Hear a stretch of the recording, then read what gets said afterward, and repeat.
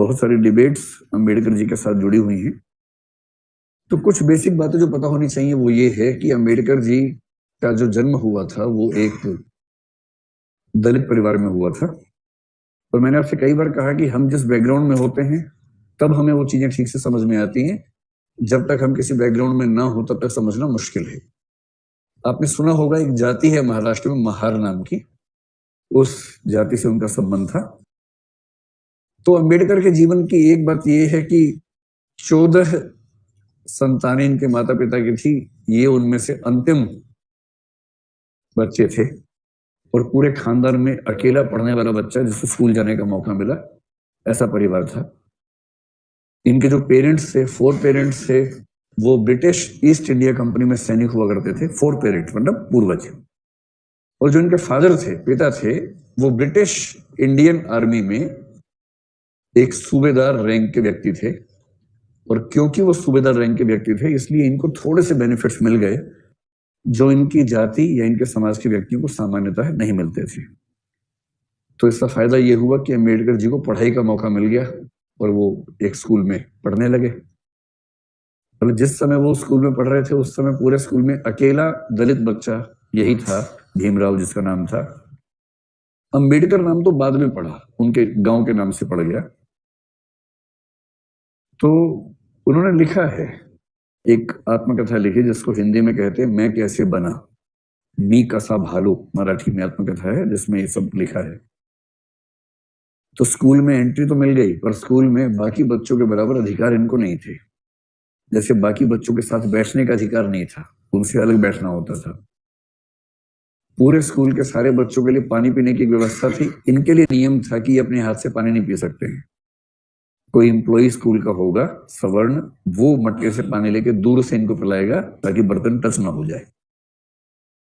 और इन्होंने लिखा है कि कई बार ऐसा होता था स्कूल में कि जिस दिन वह सहायक छुट्टी पर है जिससे ये पानी पी सकते हैं, और दिन दिन भर बिना पानी के उनको कैसे रहना पड़ता था, ऐसे जिक्र उन्होंने खूब किए।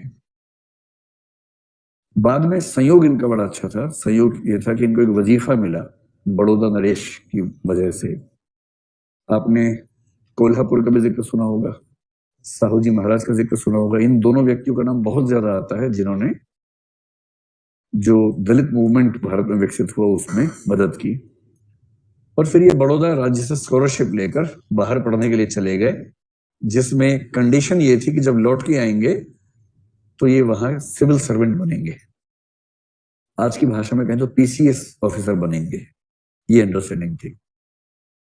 फिर इन्होंने कोलंबिया विश्वविद्यालय जो अमेरिका में है वहां से, और फिर यूके से भी, यूके में अगर मैं ठीक ध्यान कर पा रहा हूं तो कैम्ब्रिज में शायद ये थे, मैं आपको बताता हूं, London School of Economics LSE, UK में लंदन स्कूल ऑफ इकोनॉमिक्स।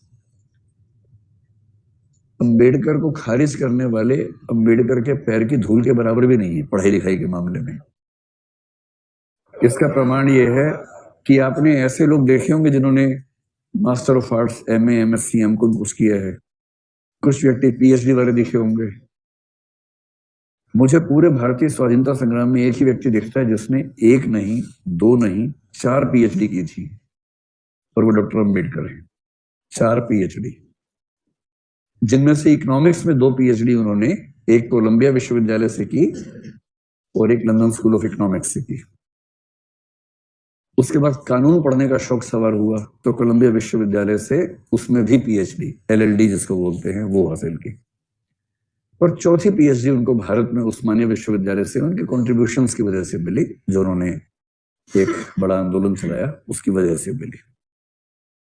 तो अम्बेडकर का सौभाग्य था कि उनको पढ़ने का मौका मिला, और जब मिला तो उन्होंने इस पढ़ाई का पूरा फायदा उठाया। और जब इतना कुछ समझ लिया तो फिर उनको लगा कि मुझे कुछ लिखना भी चाहिए, मूवमेंट्स भी करने चाहिए। तो ये सब जब हुआ तो उसके बाद उन्होंने कई आंदोलन किए। उनके स्कूल के अनुभव तो आप जानते ही हैं कि पानी भी पीना है तो कोई होना चाहिए वरना पानी मिलेगा नहीं पीने को। उनके जीवन के 2 अनुभव और रोचक हैं, जानने चाहिए आपको। जब वो बड़ौदा में सिविल सर्वेंट थे, मतलब PCS ऑफिसर थे, तो वहां रहना भी था उनको। तो रहने के लिए घर ढूंढ रहे थे।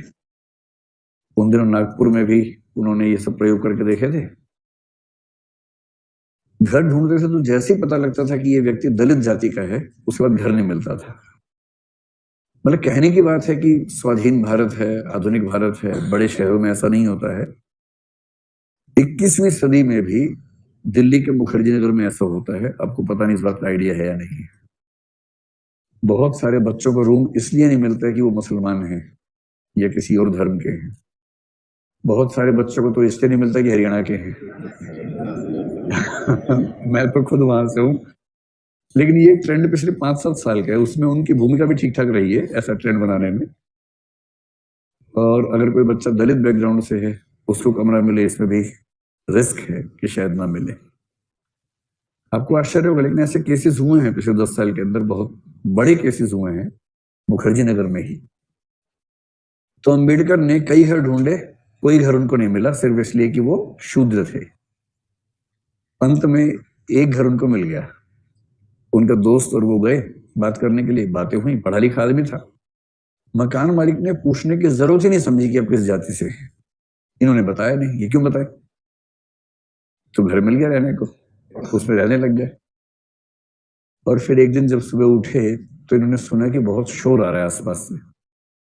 और जब झांक के देखा तो सैकड़ों लोग हथियार लेके घर के बाहर खड़े हुए थे। हथियार में लाठी भाला वो सब। और वो सब इनको जान से मारने पर उतारू थे। मकान मालिक भी उसमें शामिल था कि मुझे बिना बताए मेरे घर में आके रहा और मेरे घर को अपवित्र कर दिया इस आदमी ने। और उस दिन काम तमाम था, लेकिन एक दो मित्रों के सहयोग से पता नहीं कौन से रास्ते से निकले और जान बची। और ऐसा एक और वाकया हुआ। एक नदी पार करनी थी एक भाषण देने के लिए।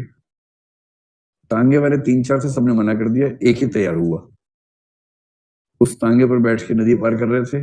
रास्ते में पुल, उस समय बहुत कच्चे टाइप का पुल था, और रास्ते में उस तांगे का पहिया निकल गया और तांगा नदी में गिरते गिरते बचा। खैर, ये बच गया किसी तरह से। बाद में पता चला कि वो एक साजिश थी कि इस व्यक्ति को नदी के ऊपर ले जाओ और जो पहिया है उसको लूज कर दो, ताकि रास्ते में ये नदी के अंदर गिरे और इसकी मौत हो जाए। ये सारे इंसिडेंट्स अंबेडकर ने अपने साथ झेले थे। आप समझ सकते हैं कि एक व्यक्ति जब वंचित वर्ग से आएगा, खूब पढ़ लिख जाएगा, अधिकारों की मांग करेगा, तो जो समाज का तबका पहले से पावर में है वो उसको आराम से एक्सेप्ट करेगा या उसको रोकना चाहेगा?